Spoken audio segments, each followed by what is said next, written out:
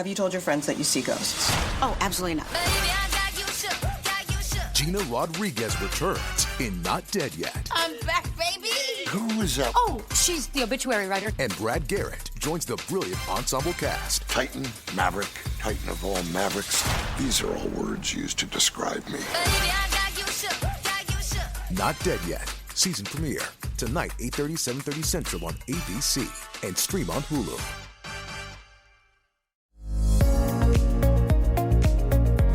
It's the Happy Families podcast. It's the podcast for the time-poor parent who just wants answers now. It's been a really big year on the Happy Families podcast. As we move towards a conclusion for the year, we thought that it might be interesting to have a look at our biggest podcasts of the year. Kylie, number of downloads this year, approximately. Did I tell you? 4 million? Yeah, actually it's higher. What? We're north of 4.5 million downloads for the year. That's worth celebrating. I think so. I mean, if you do the maths on that, let's say it's close enough to 5 million. 5 million across 50 weeks. It's 100,000 downloads a week. That's a lot of downloads. We're talking about lots and lots of people listening to the podcast, which means that we're adding value to people's lives. Today, we wanted to talk to you about the most value-adding podcasts we've done all year. That is, the podcasts that you listen to the most, because obviously they made the biggest impact, the biggest difference, the biggest change in your family. So we're going to count them down. 5, 4, 3, 2, 1. Our fifth most listened to podcast this year was... Number 706 was a review of Gentle Parenting. You had a conversation with Dr. Mona Delahook. Yeah, we talked about what gentle parenting is. She actually doesn't like the term gentle parenting. It's not very well defined. So she calls it responsive parenting. And I really like what she said here. When certain people heard the word gentle parenting, and it's not just my book, there's been quite a few books in the last, 5 or so years on this kind of new way of parenting, as opposed to maybe what we would think about as traditional parenting, right? So we might think of traditional parenting as more authoritarian, and that would include maybe the parents as the ultimate experts, and it might include punishments or rewards, but it would kind of focus on behaviors, on surface behaviors, and parents kind of judging behaviors as good or bad, and then having a certain response to those behaviors. And so the word gentle parenting really doesn't describe a certain parenting style. I think it's more of a catch-all phrase for this new type of parenting. And as you know, coming out of the positive psychology movement in the 1990s, positive parenting has come on board. And that is, I think, a reaction that parents have to maybe the way they were raised or their grandparents were raised, right? Which wasn't very steeped in a knowledge of child development and emotional literacy and all that good stuff. One article that was written about gentle parenting said something like, so are these gentle parents never saying no? And are these gentle parents letting their kids throw rocks at cars as they drive by, And there is, I think, this misconception that gentle parenting is parenting that is coddling or doesn't have any sort of boundaries. And that's really not the case. But people, I think, who are concerned that parenting approaches don't have a level of boundaries and parents as the guide and as the authority mistake that word. So it's not coddling, in my opinion. And the research that I'm particularly interested in and wrote my book about is actually a subtopic of gentle parenting, which is responsive parenting. That's linked in the literature to a lot of great things, a lot of great pieces of development, especially resilience. You also touched on the myth of gentle parenting taking more time than normal parenting. This doesn't necessarily take longer.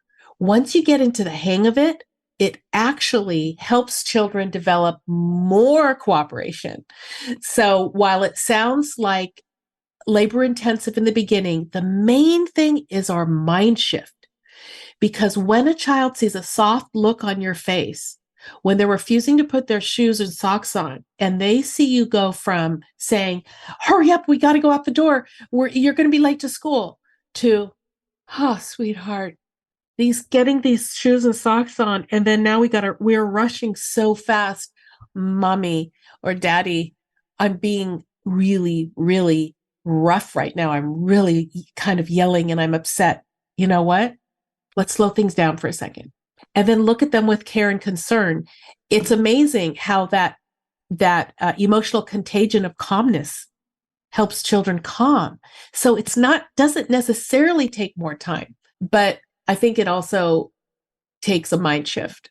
That was episode 706, a review of Gentle Parenting with Dr. Mona Delahook, and the 5th most listened to podcast episode of our entire year.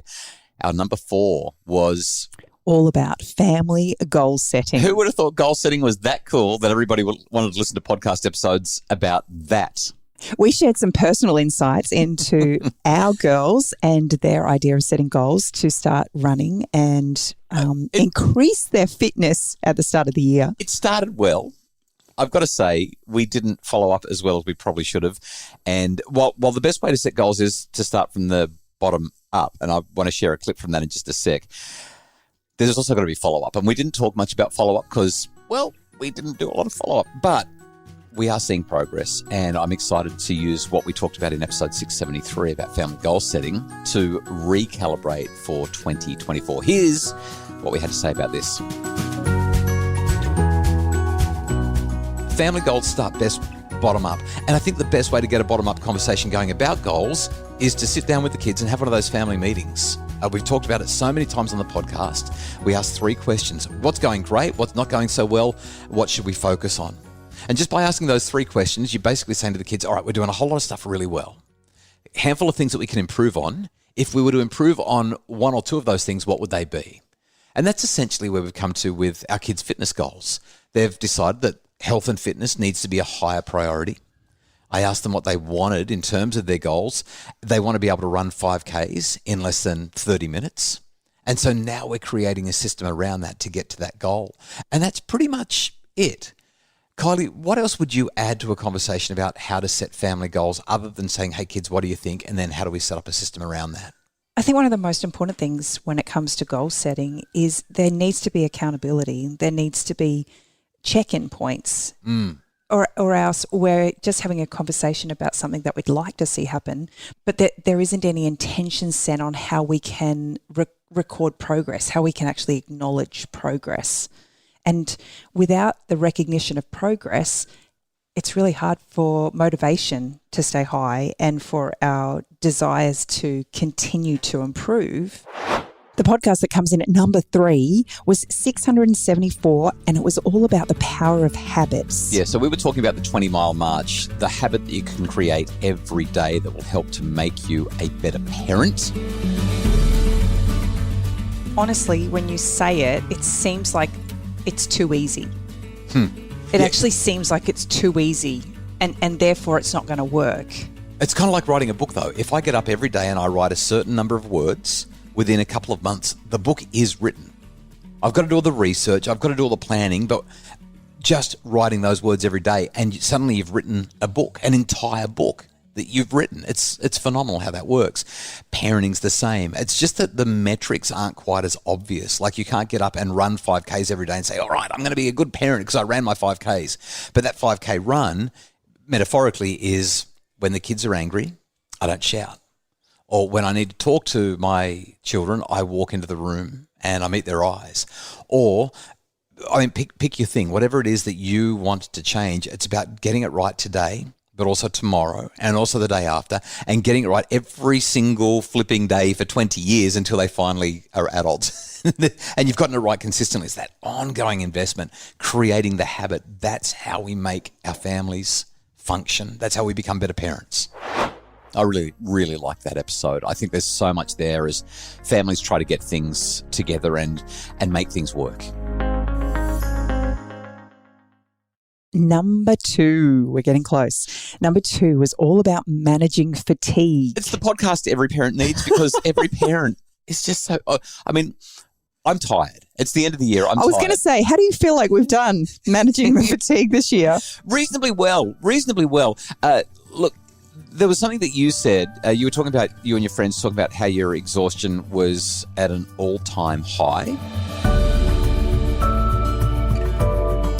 You know, I've been having conversations with lots of people about this lately because I am feeling exhausted. I feel like I've hit rock bottom in a way that I've never hit before. I can hear it in your voice.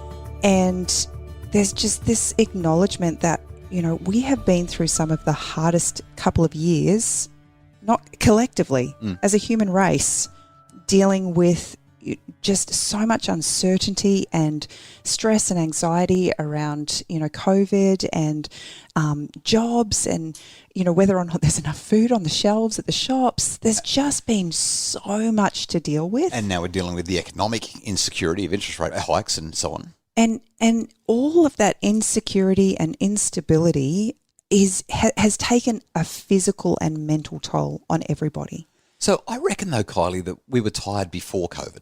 Like, I think tiredness is part of the human condition. As a parent, specifically, I mean, I think tiredness is across the board. Everybody experiences it to some level. But as a parent, I think that, you know, you sign up for a lifetime of exhaustion. So do you remember when we had little kids? Do you remember how tiring it was when we had kids that were like, I don't know, 1 and 2 and 3? I was so exhausted that I would often wake up at about 1 o'clock in the morning, still on the ground, yes, after having tried to pad off a child and wondering why you hadn't come and woken me up to take me to bed because exhausted. You had fallen asleep in bed waiting for me. Or patting another child off in another room or something like that. I mean, you were so tired when you were pregnant with our second child. We had a 2.5-year-old pregnant with our second one, and we were at a Billy Joel concert, Brisbane Entertainment Centre, like in 2001, 2002, and you fell asleep. You're never going to let me live that one. Fell asleep in a rock concert. So exhaustion is. Yeah. But so how do we manage fatigue as a parent? How do we get the balance right? Before we share some solutions, I want to share one quick metaphor that I found really useful, and that is the metaphor of a tightrope walker.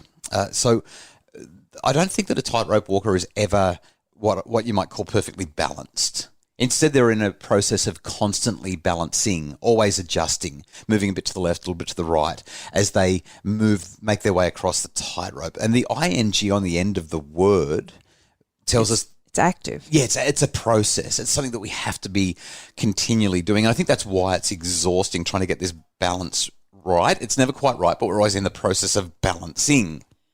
I just love that metaphor because when I think about, you know, family life in general, whether it's dealing with fatigue or, you know, kind of dealing with children's behaviour challenges or eating, whatever it is, it's constantly changing just when you think you've got the mix right, just when you feel like you're spot on, everything's going right, which is that whole balance, right? You're on the tightrope and you feel like, oh, I've got this. Oh, no, I don't. Well, and we sway to the other side. Every now and again, I'm feeling balanced, and then one of the kids will come and say, Dad. That's exactly right. Dad. and there's so many moving parts. And we talked about 3 pillars of managing fatigue. Solution number 1. Was getting more sleep. We're doing okay with that, but it's just... Well, I did fall asleep before you putting the kids to bed last night. I actually had to come and rescue you because I fell asleep and discovered when I woke up thinking my bed doesn't feel right, you were in bed with one of the kids. I don't know if that counts as getting more sleep when you actually fall asleep in the middle of doing something. Solution number 2 was improving diet. Hey, we're making some progress there. Hopefully 2024 will be good for that. Well, you're looking at me funny. I haven't eaten any rubbish food. Like I'm fully off processed, sugary, snack, treat sort of stuff, except on days starting with S. Sweets on days starting with S only. And I think I'm doing really well with that. I think you are too. Thank you. And number 3 was attention management. It was a great podcast episode. We're not going to talk about any more of that right now because we need to get to number 1. But if you want to check it out, our second most listened to podcast of the year, Managing Fatigue, episode number 679. Kylie, let's do it.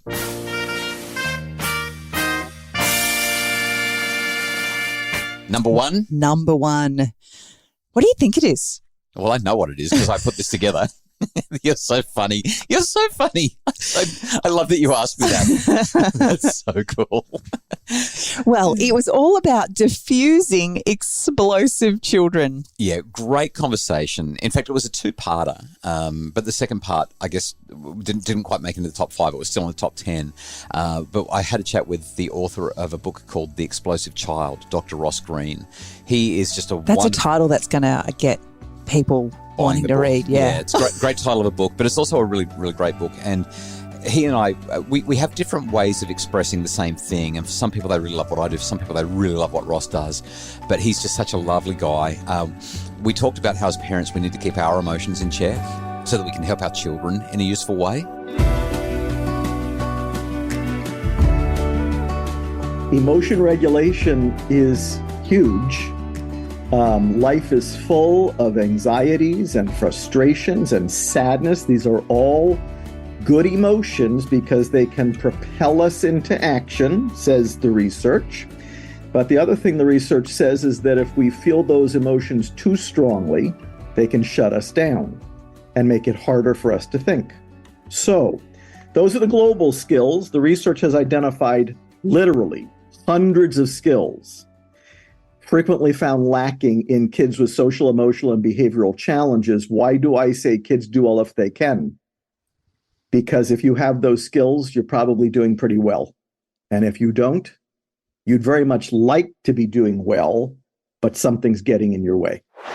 This interview was really helpful, and I have found as I've tried to, I'm going to use the word master. I'm not even close to being there, but recognizing just how powerful it is to keep my emotion in checks as I'm trying to deal with children's big emotions has played a huge part in some of our most successful moments as parents this year.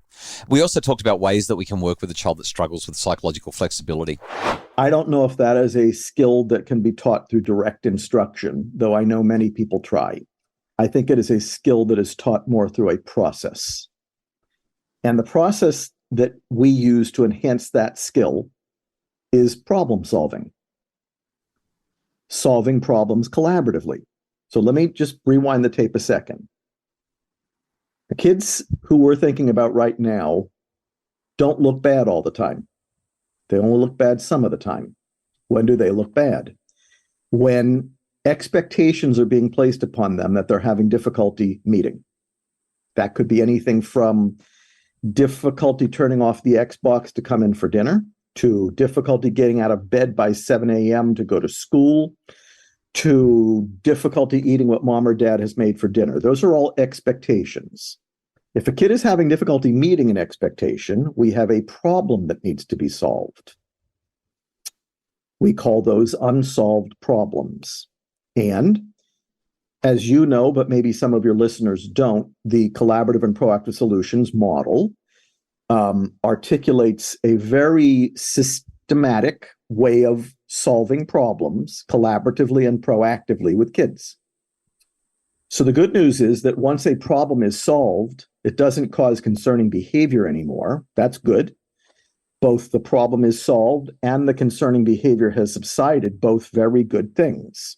But the process of solving problems with kids collaboratively and outside the heat of the moment, proactively, also gives kids practice at, models for them, and enhances the very skills that they're lacking. So now to your question. In the case of flexibility, adaptability, let's say we've got a kid who's a very concrete, literal, black and white, rigid thinker. They've already got the solution to that problem, right? But we don't want to hear about their solution yet. We want to hear what's making it hard for them to meet the expectation first. It would sound like this. I've noticed you've been having difficulty brushing your teeth before going to bed at night. What's up? That's the beginning of the first of the 3 steps that are involved in solving a problem collaboratively. Let's say this very rigid kid then says, oh, no, I don't have any trouble brushing my teeth before I go to bed at night. I've got my way of doing it, and that's my way of doing it. That's not any typical response, right? The parent would then say, yes, but I'm interested in knowing what's hard for you about meeting that expectation. Now we're on a different subject. Now we're not on the kid's solution now. We've rewound the tape a little bit back to what's making it hard for them. In the second step, the adult is entering their concern into consideration, why we think it's important that the expectation be met. In the third step, we're putting our heads together and collaborating on a solution, but one that addresses the concerns of both parties. So what happened in that process for that kid? Number one, they felt heard.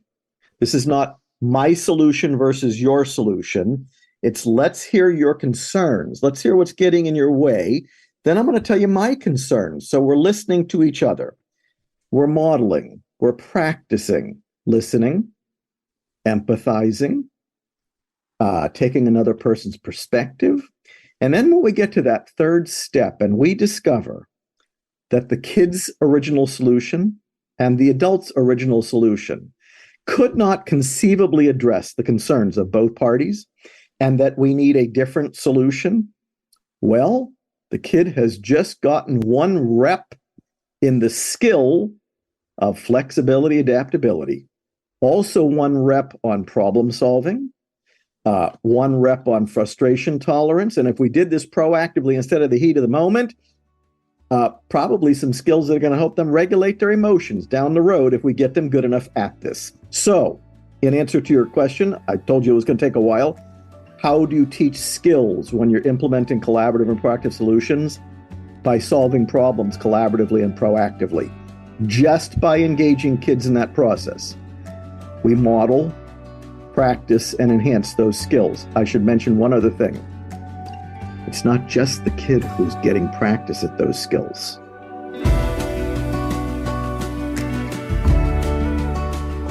This was such a fantastic episode, and I can see why it was number one.